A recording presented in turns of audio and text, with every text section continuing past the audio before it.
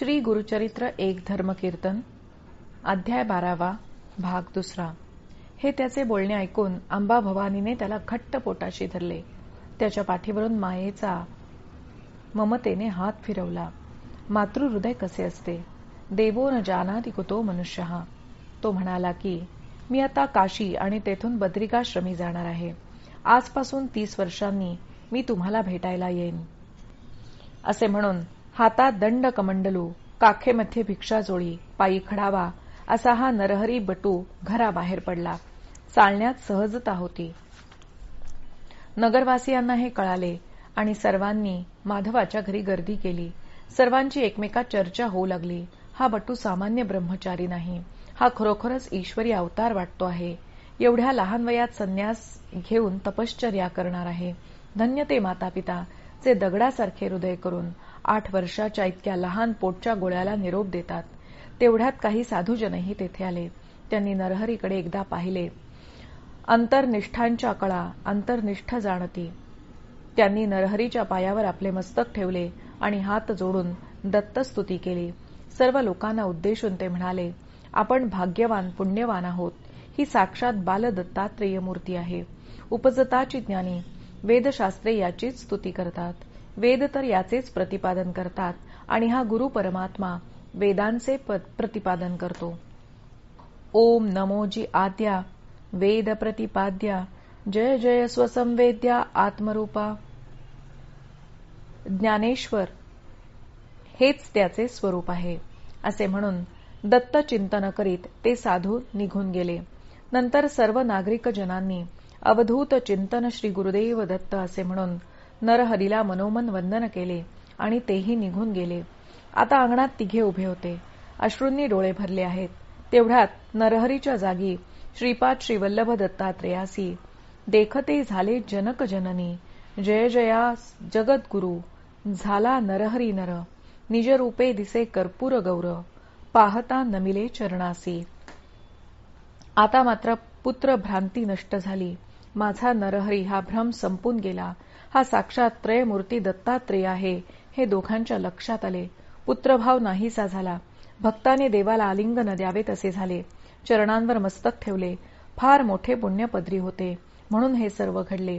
तू आमचा तारक झालास आणि याच जन्मी उद्धार केलास. पुन्हा लवकर दर्शन दे. आता नरहरी गुरुसंज्ञेला प्राप्त झाला. त्याने आपल्या मातापित्यांच्या मस्तकावर आपला कृपाहस्त ठेवला आणि मातापित्यासंबंधीची आपली सर्व कर्तव्ये पूर्ण करून विदग्ध वृत्तीने घराकडे पाठ फिरवून तो वाराणसीच्या दिशेकडे निघाला. गावाच्या सीमेपर्यंत मातापिता नरहरीला निरोप देण्यासाठी आले. पुत्राची एवढ्या लहान वयात मातापित्यांशी अशी ताटातूट, केवढी ही कर्तव्य कठोरता. आता मागे वळून सुद्धा न पाहता नरहरीने काशीचा मार्ग धरला. दुर्गम प्रदेश, लहान मोठ्या नद्या, नाले, डोंगर, पर्वत, मोठमोठी गहन अरण्ये, व्याघ्र सर्पादिक भयंकर प्राणी, वैराण प्रदेश पार करीत हा 8 वर्षाचा बटू तहान भूक कशाचीही पर्वा न करता चालत चालत वाराणसीला पोहोचला. वाटेत कुठे आसरा घेतला असेल, कुठे कुठे भिक्षा करीत असेल तो निष्ठावान बालक. आपले संध्या अग्निकार्य हे तरी कसे पार पाडित असेल. नेहमी भिक्षा तरी मिळाली असेल का या 8 वर्षाच्या बालकाला. सारी अतर्क्य घटना आहे हेच खरे.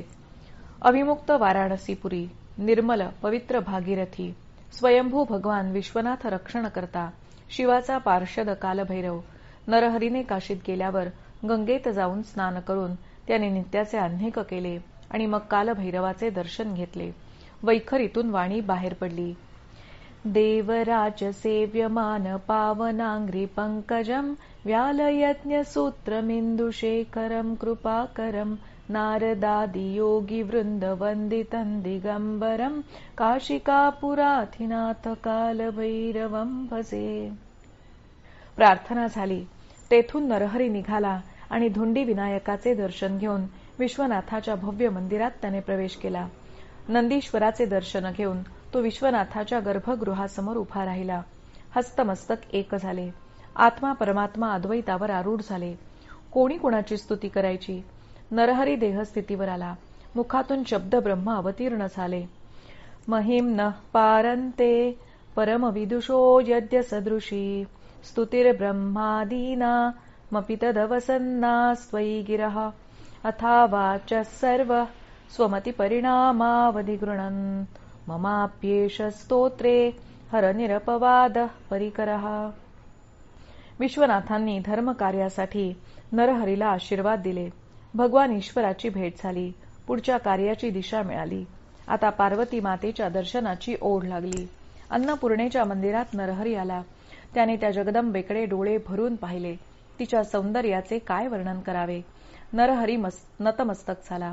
शंकराचार्यांचे अन्नपूर्णा स्तोत्र म्हणत त्यांनी आपली भिक्षाझोळी तिच्यापुढे धरली. हे माते, नित्यानंदकरी वराभयकरी सौंदर्य रत्नाकरी निर्धूताखिल घोर पापनिकरी प्रत्यक्ष माहेश्वरी प्रालेयाचलवंश पावनकरी काशीपुराधीश्वरी भिक्षां देहि कृपावलंबनकरी मातान्नपूर्णेश्वरी. मला नुसती अन्न भिक्षा नको, ज्ञान वैराग्य सिद्ध्यर्थम भिक्षां देही च पार्वती. प्रार्थना झाली आणि तृप्त अंतःकरणाने नरहरी सायं संध्येसाठी गंगा तटाकी मनकर्णिका घाटावर आला. सायं आन्हिका आटोपले. सर्व विश्वाचे पाप पोटात घेऊन इदमापः प्रवहत यत्किंच दुरितम मयी अशा त्या जान्हवीच्या प्रवाहाकडे पाहत नरहरी अंतर्मुख झाला. ती रात्र एका मंदिरात व्यतीत केली. ब्राह्ममुहूर्ती उठून प्रातरान्हिका आटोपून नंतर त्या घाटाजवळ त्याने एक लहानशी पर्णकुटी उभी केली. त्या काशी नगरात ज्ञान तपस्साधना करणारे अनेक तापसी संन्यासी होते. त्यांचे सह नरहरी नित्य प्रातःकाळी गंगा स्नान करायचा. मुखाने उच्चारण करायचे, गंगे च यमुने चैव गोदावरी सरस्वती नर्मदे सिंधु कावेरी जलेस्मिन् सन्निधिं कुरु इमं मे गंगे यमुने सरस्वती. या वेदमंत्राने तिची प्रार्थना करायची. संध्या अग्निकार्य करायचे. ब्रह्मयज्ञाने स्वाध्याय करून आपल्या पर्णकुटीत परतायचे. नित्य सूर्य नमस्काराने त्या तेजाची उपासना. गायत्री मंत्र जपाने मन बलवान होते. मननात त्रायते इति मंत्र हा. सूर्य नमस्काराने तन म्हणजे शरीर बलवान होते. प्राणायामादी अष्टांग योगाने नित्य कर्माला प्रारंभ होतो. राजयोग आणि हठयोग नरहरीला सिद्ध होता. मन स्थिर केल्याने प्राण आपोआप स्थिर होतात. याला राजयोग असे म्हणतात. तर प्राण स्थिर केल्याने मन आपोआप स्थिर होते. याला हठयोग म्हणतात. दोन्ही साधना कठीणच आहेत, पण त्यातल्या त्यात राजयोग सोपा. तेथे काशीत असणारे तपस्वी आणि संन्यासी यांच्या दृष्टिक्षेपातून बाल नरहरीचे तेथील वास्तव्य आणि त्याचा नित्य दिनक्रम सुटला नाही. म्हणती पहा हो ब्रह्मचारी तप करीतो नाना परी कैसे वैराग्याचे उदरी निर्लिप्त असे परियेसा. त्रिकाल स्नान संध्या करतो आहे. वेदांताचे चिंतन चालू आहे. कुणाशी काही बोलत नाही. या वयात केवढे जाज्वल्य वैराग्य आहे. देहाबद्दल अगदी आसक्ती नाही. संन्यासी होण्यासाठी हा 8 वर्षाचा कुमार ब्रह्मचारी योग्य आहे. काशी नगरात कृष्ण सरस्वती नावाचे एक अतिवृद्ध ज्ञानी संन्यासी होते. ते ब्रह्मज्ञानी होते. त्यांचेही लक्ष बटू नरहरीकडे गेले होते.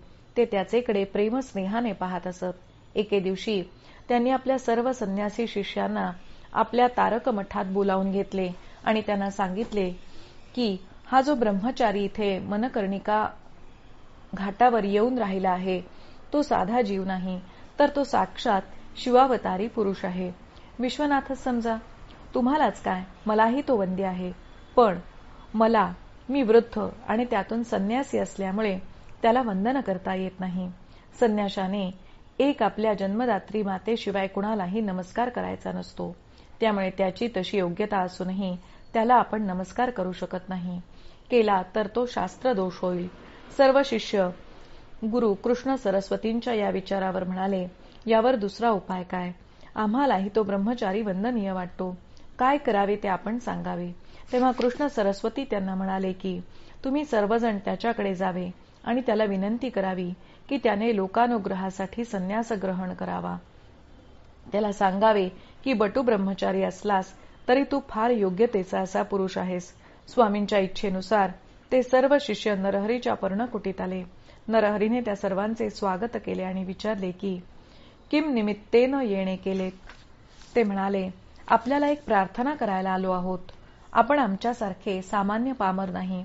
आपण वैदिक धर्म रक्षणासाठी भूतलावर अवतीर्ण झालेले साक्षात त्रैमूर्ती दत्तात्रेय आहात, असे आमचे परमपूज्य श्रेष्ठ गुरु श्री स्वामी कृष्ण सरस्वती यांचेकडून ज्ञात झाले. आपण ज्ञानवृद्ध आणि तपोवृद्ध आहात. वयाने जरी लहान दिसलात तरी आपली आकृती रेव गुणान कथयती. तसेच आपले तेजस्वी मुख सूर्य तेजालाही झाकून टाकीत आहे. आपण जाणते आहात, एकाच शब्दात विनवितो, लोकानुग्रहाकारणे तुम्ही आता संन्यास घेणे, आम्हा समस्ता उद्धरिणे, पूजा घेणे आम्हा करवी. हे ऐकून नरहरी हसला. तो म्हणाला, कलियुगात संन्यासाश्रमाचा निषेध केला आहे. अग्निहोत्रम गवालंभम संन्यासम पलपैतृकम देवराच्य सुतोत्पत्तिम कलौ पंच विवर्जयेत.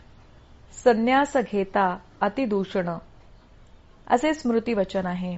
नरहरीच्या या वचनावर सर्वजण एकमुखाने म्हणाले, हे ब्रह्मचारीन, आपले म्हणणे आम्हास मान्य आहे, पण कलियुगातही आदर्श संन्यासाश्रम कसा असतो आणि त्याचे माध्यमातून लोकोद्धार कसा करता येतो हे आद्य शंकराचार्यांनी करून दाखवले आहे. आणि तेव्हापासून ही संन्यास परंपरा अखंडितपणे चालू आहे. ती आणखीन उज्ज्वल करण्यासाठी आपण संन्यास ग्रहण करावे. त्याने आम्हा सर्वच संन्यास धर्मीयांवर उपकार होतील. त्यांचे हे सर्व बोलणे ऐकून नरहरी स्तब्ध झाला. खरे म्हणजे काशीला जाऊन संन्यास घेण्याचे नरहरीने उपनयनापासूनच ठरवले होते, पण तो योग्य त्या समयाची प्रतीक्षा करीत होता. सर्व यती तापसींच्या विनंतीचे निमित्त घडले इतकेच. बटू नरहरीने संन्यासाश्रम स्वीकारण्याचे मान्य केले आणि एका शुभ दिनी योग्य मुहूर्त पाहून विरजा होमादी सर्व विधी संपन्न होऊन नरहरीने वृद्ध आणि जास्त चातुर्मास ज्यांचेकडून झाले आहेत असे आचार्य परंपरेतील परमहंस कृष्ण सरस्वती या ज्ञानवृद्ध आणि वयोवृद्ध अशा गुरूंकडून दंडदीक्षा व मंत्रदीक्षेचा स्वीकार केला. विरजा होमाने पूर्वदेह जणू संपुष्टात आला.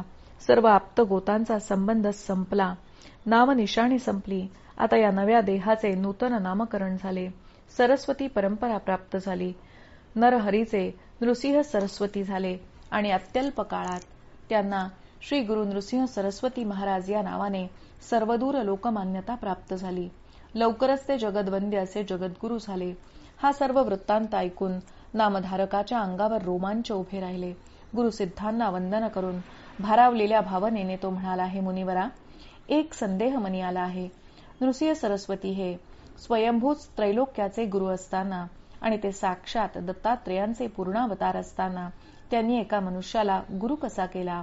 ही नामधारकाची शंका ऐकून सिद्ध स्मितवदनाने म्हणाले, बा शिष्या, तुझी शंका बरोबर आहे, पण एक लक्षात घे, धर्म कार्यासाठी ईश्वर जेव्हा या भूतलावर मनुष्य रूपाने अवतीर्ण होतो तेव्हा तो पृथ्वीवरील गुरु शिष्य परंपरेचे नियम पाळतो. म्हणून श्री नृसिंह सरस्वती महाराजांनी वृद्ध कृष्ण सरस्वतींना गुरुपदाचा मान दिला. 80 वर्षाचे गुरु आणि 8 वर्षाचा शिष्य असा हा अनोखा संबंध झाला. सर्व अवतारात भगवंतांनी गुरु केले आहेत. भगवान वामनाने भरद्वाजांना गुरु केले, तर रामाने वसिष्ठांना गुरु केले, तर कृष्णाने सांदीपनींना. कृष्ण सरस्वतींची गुरु परंपरा मोठी होती. आदिनाथ पीठाचे ज्ञानगुरु भगवान पशुपती शंकर, त्यांचे शिष्य विष्णू, त्यांचा ब्रह्मा, त्यांचा वसिष्ठ, त्यांचे शिष्य शक्ती, त्यांचे शिष्य पराशर, त्यांचे शिष्य व्यासमुनी, त्यांचे गौडपादाचार्य, त्यांचे शिष्य पूज्यपाद गोविंदयती, त्यांचे शिष्य आद्य शंकराचार्य, तदनंतर विश्वरूपाचार्य, पुढे ज्ञानबोधिगिरीय, त्यांचा शिष्य सिंहगिरीय ईश्वरतीर्थ पुढे झाले, तदनंतर नृसिंहतीर्थ, पुढे शिष्य विद्यातीर्थ, शिवतीर्थ, भारतीतीर्थ, गुरुसंतती अवधारी, मग तयापासोनी विद्यारण्य श्रीपादमुनी, विद्यातीर्थ म्हणोनी पुढे झाला परियेसा, त्याचा शिष्य मलियानंद, देवतीर्थ सरस्वती वृंद, तेथोनी सरस्वती यादवेंद्र, गुरुपीठ येणे परी यादवेंद्र मुनींचा शिष्य, तोची कृष्ण सरस्वती विशेष बहुकालीचा संन्यासी, म्हणून विशेष मानिती. नामधारका अशी ही पुरातन गुरु परंपरा आहे आणि नरहरीने संन्यास मार्ग उज्ज्वल करण्यासाठी चतुर्थ आश्रम घेऊन ते आता नृसिंह सरस्वती झाले. ब्रह्मचारी, गृहस्थ, वानप्रस्थ व संन्यास असे वैदिक धर्म परंपरेचे 4 आश्रम आहेत. ब्रह्मचर्याश्रमात ज्ञानसाधना करायची आणि त्यातून शरीर आणि मन समर्थ करायचे. नंतर गुरुवाज्ञेने कुलमग्रे परीक्षेत या धर्माज्ञेने आपल्या कुळाला योग्य अशी कन्या वरावी. ती आपल्याला अनुरूप असावी, अनुकूल असावी आणि अनुगामी असावी. पत्नीचे आणखीन 6 गुण स्मृतिकार सांगतात.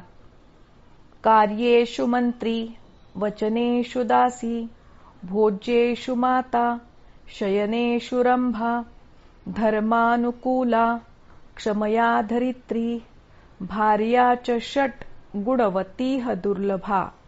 अशी पत्नी मिळणे हे महद्भाग्याचे लक्षण आहे. संसार म्हणजे अतिदुर्गम आणि अतिदुस्तर सागर आहे. त्यातून सर्व कुलाला तारून नेणारी अशी पत्नी असावी. तारिणीम दुर्ग संसार सागरस्य कुलोद्भवाम हे तिचे स्वरूप आहे. धर्म, अर्थ आणि काम हे तिचे मुळेच सिद्ध होतात. जगदोद्धारासाठी कन्या, पुत्र तीच निर्माण करते. भगवतीचे स्त्री हे स्वरूप आहे.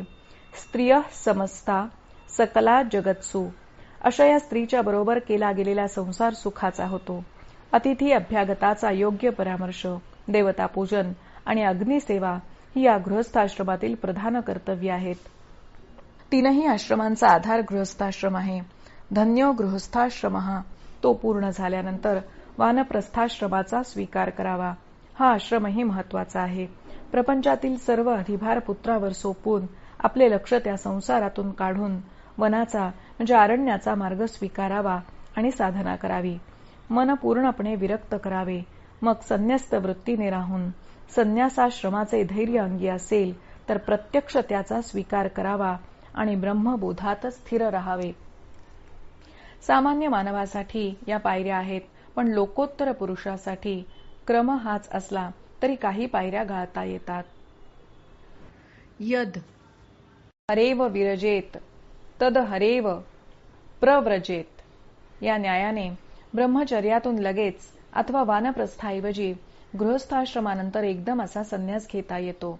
नृसिंह सरस्वतींसारखे लोकोत्तर पुरुष हे जन्मतःच संन्यस्त वृत्तीचे असतात आणि हे लक्षात घेणे आवश्यक आहे की संन्याशालाच ब्रह्मज्ञान होऊ शकते असे मुळीच नाही. पूर्ण वैराग्य अंगी बाणवून वृत्तींनी सकल संग परित्याग करणे असा संन्यास हाच खरा संन्यास. गुरु नृसिंह सरस्वती आता सर्वांना पूज्यमान झाले. वयोवस्था संपुष्टात आली. ब्रह्मविद्येचा सुकाळ झाला. शिष्य परिवार वाढला. वेदांताचा पूर्व पक्ष, उत्तर पक्ष अशा चर्चा रंगू लागल्या. 6 शास्त्रांचे मंथन होऊ लागले. मनकर्णिकेतून ज्ञानगंगा दुथडी भरून वाहू लागली. वयोव्यवस्था ही ज्ञानगंगेच्या वाहण्यास अडथळा ठरू शकत नाही. श्री गुरु नृसिंह सरस्वतींची कीर्ती सर्वदूर पसरली. यती समस्त येवोनी सेवा करीती सद्गुरूची. अशा तऱ्हेने साधारण 12 वर्षे काशी क्षेत्री ज्ञानदानाचे कार्य करून जिज्ञासूंना आणि मुमुक्षूंना त्यांनी वाट दाखवली. यानंतर श्री गुरूंनी काशी क्षेत्र सोडण्याचे ठरवले. भगवान विश्वनाथाचा निरोप घेतला आणि बद्री केदारासाठी प्रस्थान ठेवले. सांगाती सर्व शिष्य आणि मुनिजन पण निघाले. बद्री केदारास पोहोचले. स्थावराणाम हिमालयः. भागीरथी, अलकनंदा, मंदाकिनी या मार्गाने हरिद्वार, ऋषिकेश, देवप्रयाग, रुद्रप्रयाग, कर्णप्रयाग, ज्योतिर्मठ, त्रियुगी नारायण असे क्षेत्रांचे दर्शन, सर्व पवित्र नद्यात स्नानदान झाले. सामान्य मनुष्याचे पाप या पवित्र नद्यात स्नान केल्याने नाहीसे होते आणि ते पाप या गंगादी नद्यात साठते. पण श्रीगुरूंसारख्या लोकोत्तर पुरुषांनी त्यात स्नान केले की या नद्यात साठलेली ती पापे जळून जातात आणि नद्या या सामान्यांची पापे धुण्यासाठी पुन्हा सक्षम, पुन्हा पवित्र होतात. हिमालय भारत मातेचा मुकुटमणी, भव्य, दिव्य आणि विशाल देवभूमीत ती.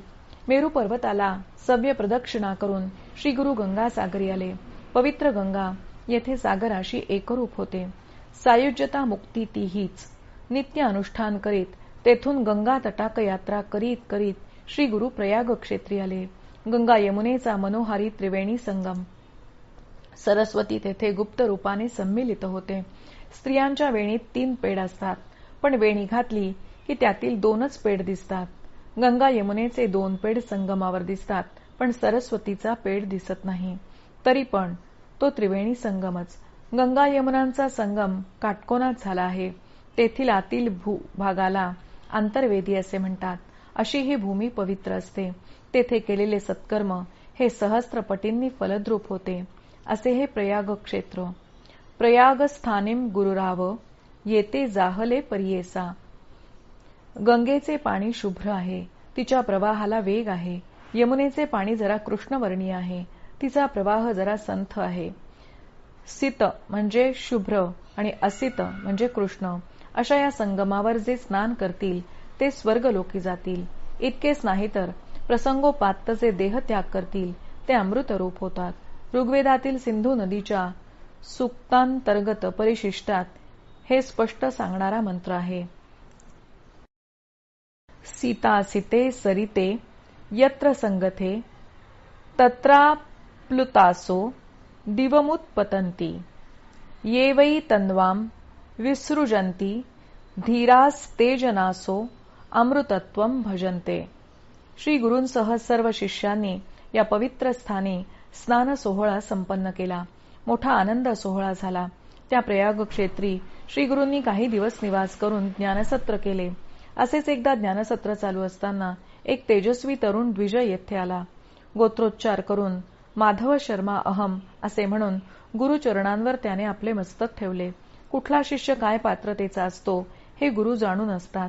श्री गुरूंनी त्याची तीव्र तळमळ पाहून तत्वमसी या महावाक्याचा त्याच्या दक्षिण कर्ण संपुटात उच्चार करून माधवाला ब्रह्मोपदेश केला. त्याची तीव्र इच्छा व विवेकयुक्त वैराग्य पाहून त्याला संन्यास दीक्षा दिली आणि त्याचे नाव माधव सरस्वती असे ठेवले. सर्व शिष्यात श्री गुरूंचे त्याचेवर विशेष प्रेम होते. हे नामधारका, असे ज्ञानामृत भोजनम असे या प्रयाग क्षेत्री होत होते. श्री गुरूंची ख्याती सर्वत्र पसरली. सिद्ध बोलत होते. सरस्वती गंगाधर ऐकत होता आणि गुरुचरित्र मनात साठवत होता. येथे गुरुचरित्राच्या 12व्या अध्यायाचे विवरण पूर्ण झाले. श्री गुरुदेव दत्त. क्रमशः लेखन वेदमूर्ती श्रीकांत भट्ट चितळे. वाचन श्रद्धादेव.